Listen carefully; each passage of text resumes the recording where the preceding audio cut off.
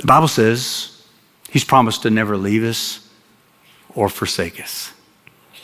Yea, though I walk through the valley of the shadow of whatever may come your way, he's always there. He's the same yesterday, today, and forever.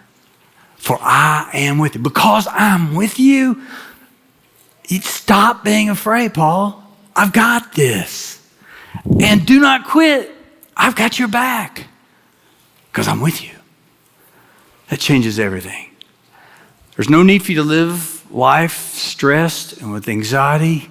That's why he says, cast all your cares upon me, because I care for you. You're carrying a load you don't have to carry. You're worrying about things that there's no need to worry. I need to admit something to you, and I should have done this right from the start. But I'm a Kentucky fan, okay? Now, I say that because it's a very embarrassing time in the life of a Kentucky fan. We got beat by some Peacocks. But when I got married back in 1980s, and my wife had one sister, and her sister's not competitive, and her dad was not into sports like I am, and so there's some things happened that, Kentucky fans are into basketball. We're just not into football that much. And I know you guys are into both. We were just not in Kentucky. I mean, it's so bad in Kentucky, if a tornado comes, we all run to the football field because there's very few touchdowns there, all right? It's a safe place to be. No, dad joke. I could do that commercial, I promise. But we're into basketball. Well, my wife got used to it. When we got married, I thought she saw this as we were dating, but evidently it didn't come through as clear as I had hoped. We got married in December, and we had our first big marital challenge, if you will, argument in March. It wasn't an argument. She did all the talking. It was in March. It's still known today as March Madness, all right? Now, during a game when Kentucky was playing, she wanted to talk. To which I just simply, in a very kind way, said, can we talk after the game? And then she said, is the game more important than me? And that's where I paused too long. I learned better now. I know how to answer. I didn't mean to imply, and so it's just not. She said, you have a problem.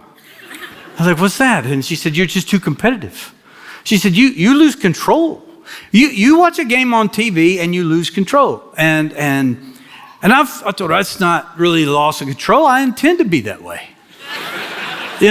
All I'm doing is I do get up and yell at the TV occasionally. I'm just encouraging the refs to understand the rules better. Or maybe talking to the coach about some people he's forgetting to leave on the bench. Or, I know they're getting their school paid for. These kids are just they're young, but they need to do better. And so I need to encourage them, and I just feel like I'm a part of the game. And she didn't think that was funny, and she let me know, like, that's just, so I said, you know what? I'll make some changes. And I did. And she'd tell you, if she's here today, she'd tell you, I made changes. I don't watch the games live anymore. I don't. You think that's crazy? It may be, but it works for me, okay? You say, what do? Tape it, don't find out the score, and you watch it later? Sort of. I tape the game. I find out what the score is. And if we win, I watch it. And if we lose, I don't. I delete it. And so, like, we lost the other night. I have not seen it, won't see it. It's already deleted. All right, it won't. It's next year.